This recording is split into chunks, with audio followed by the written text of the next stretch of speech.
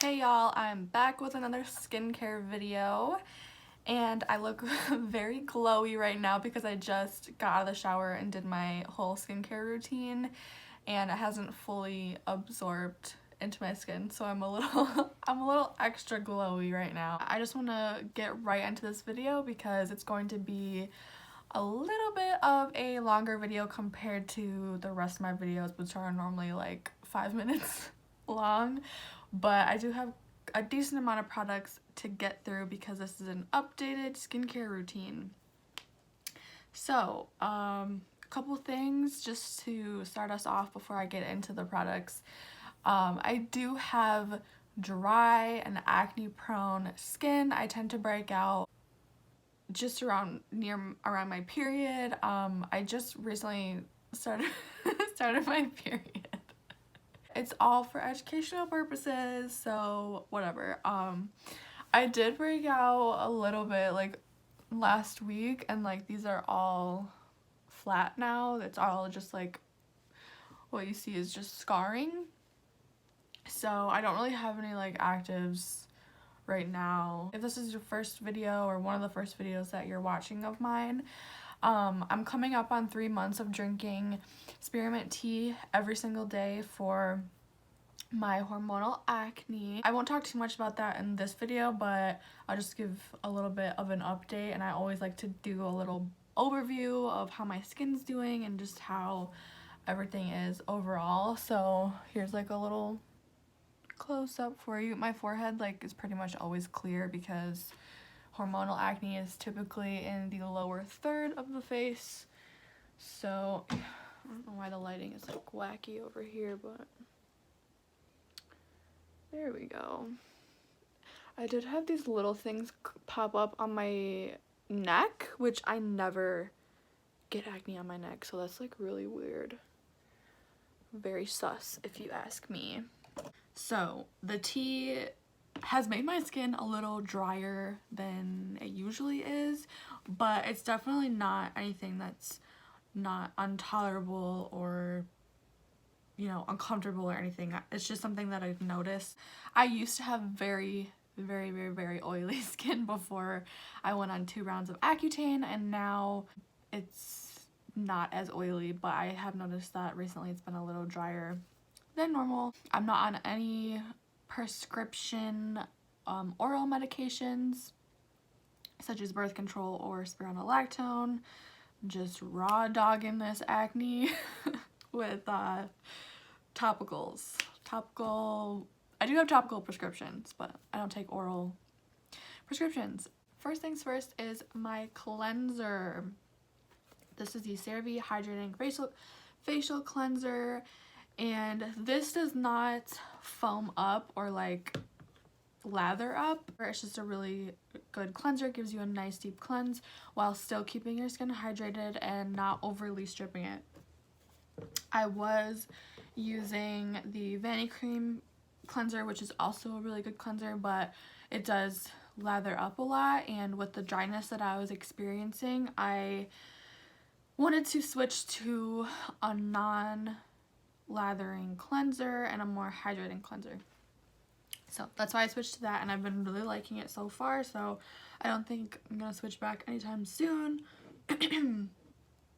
Oh, also, I do use this cleanser as well. It is the Acne Foaming Cleanser with 4% benzoyl peroxide, and I have used Penoxyl, which is a knockoff of this, even though Penoxyl's been around for much longer than this. I know that's kind of confusing, but they're both very comparable. Penoxyl's a little bit cheaper if you want to go that route, but I do like this one better because I think that it's a little bit gentler on the skin, and as we know, I have very sensitive. I use this a couple times a week, maybe like 2 or 3 times a week, and it really just like has made a really big improvement in my skin. You could also use this on your body, like if you're having body acne. I have in the past, and that clears it right up. Advanced Snail 96 Mucin Power Essence. And this is just a humectant, so I use it as like before my moisturizer as just like an added layer of hydration for my skin, because humectants draw in water, and it also has 96% snail mucin. And I know that sounds gross, but actually it doesn't sound gross to me. When I first found out about this product, I was like, that is so fucking cool, like just sounds so luxurious, and I absolutely want to try it. And then I read about the research behind it and the claims and stuff like that, and it's just like supposed to be really, really amazing for your skin. And I do want to do like a full review on this product because I do have a lot to say about it.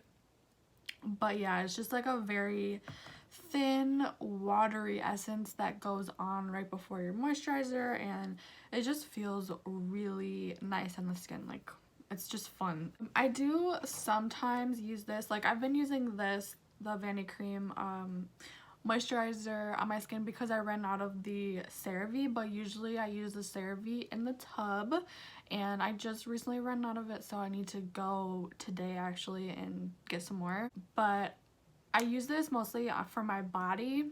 I don't really like this for the face, and I will probably end up doing a full review on this also. But I mean, like when I'm in a pinch it works fine, but I just don't prefer this over the CeraVe.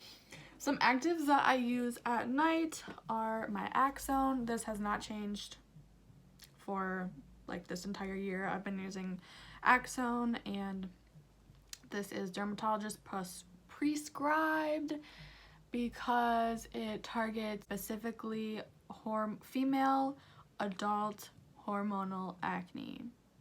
Very good stuff right here. It's just like a gel, it's like a cream gel consistency. You don't need a lot of it, just like a pea-sized amount. It's not drying, doesn't have any alcohols or anything in the formulation. Then I have my Azelaic Acid gel, 15%. And I have gone through a decent amount of this. So you don't need a lot of this either. This is like, I'll use like maybe a dime size amount and then just dot it around and like rub it in, whatnot, over top of my moisturizer. This is highly prescribed with rosacea patients. I don't have rosacea, but I do have very sensitive skin like rosacea patients would.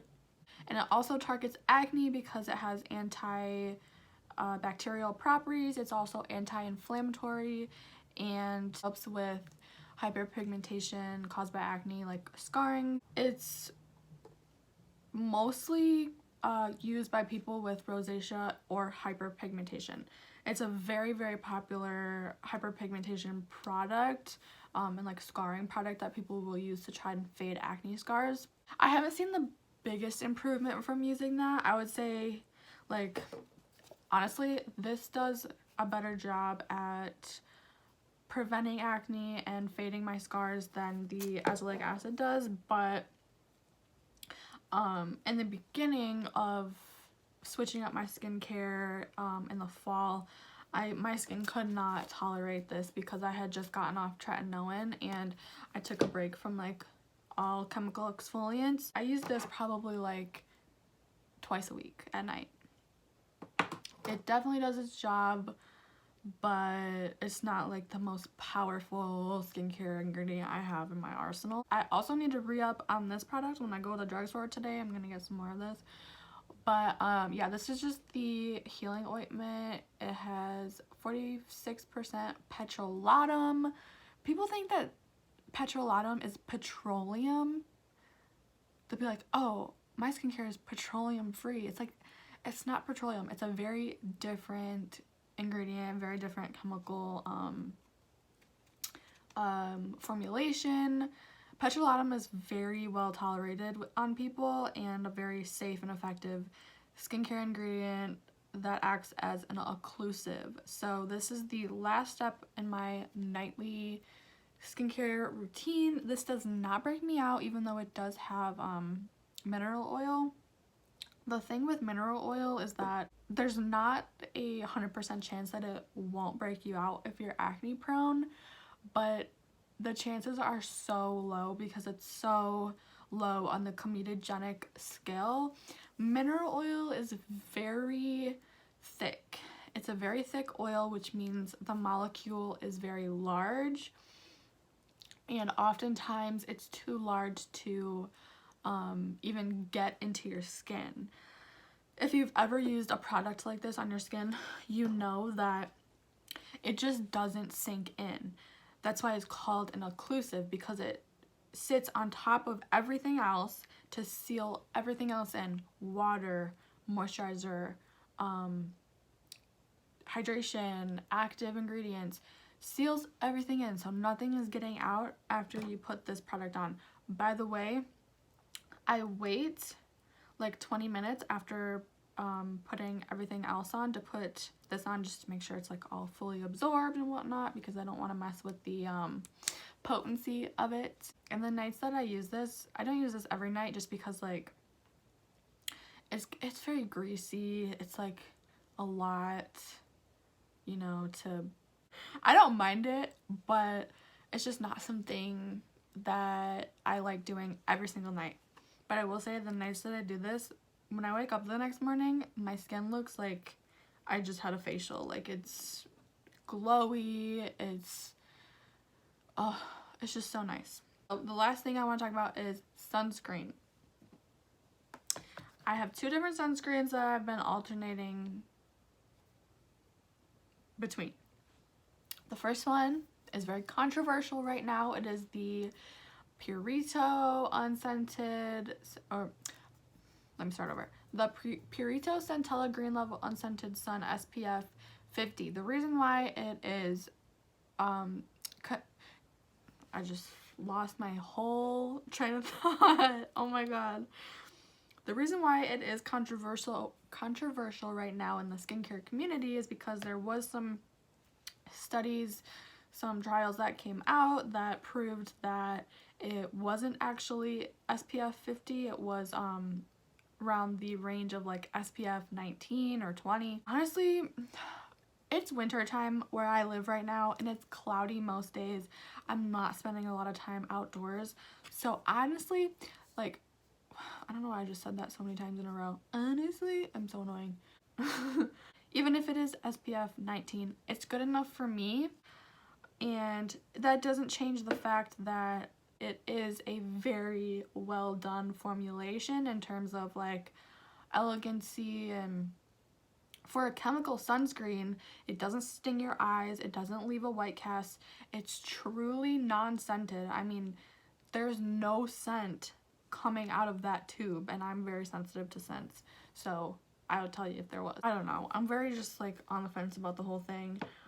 But on the days where I do need a little bit more protection, or I just want to switch it up, I use the La Roche-Posay Double Repair with SPF 30. This is the Double Repair Face Moisturizer, UV Broad Spectrum, SPF 30 with ceramides and niacinamide. And La Roche-Posay, like, their whole thing is that they are big on prebiotic thermal water. I'm not really sure what that does, but I know that this brand in particular is very popular among people with acne prone, sensitive skin, which I absolutely love. And I have done a full review on this sunscreen. You can go check that video out if you want, but basically it is a full chemical sunscreen. It does sometimes sting the eyes a little bit, which kind of sucks, but it leaves no white cast. It doesn't have a bad scent, like a weird chemically sunscreen scent, and it's super hydrating. This is definitely more expensive than the Purito, but yeah, this was my routine. I need to go to Walgreens ASAP and pick up some more CeraVe in the tub and some more healing ointment.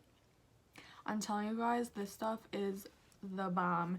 If I had to pick out 2 ingredients, this is going to be controversial. I know this is going to be controversial because it doesn't include my sunscreen.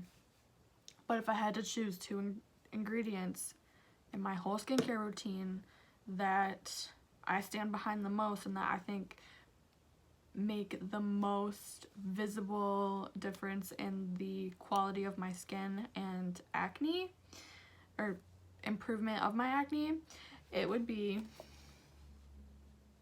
benzoyl peroxide cleanser and this stuff. I hope you guys enjoyed this. If you have any questions, feel free to leave a comment. I'll see you in the next one.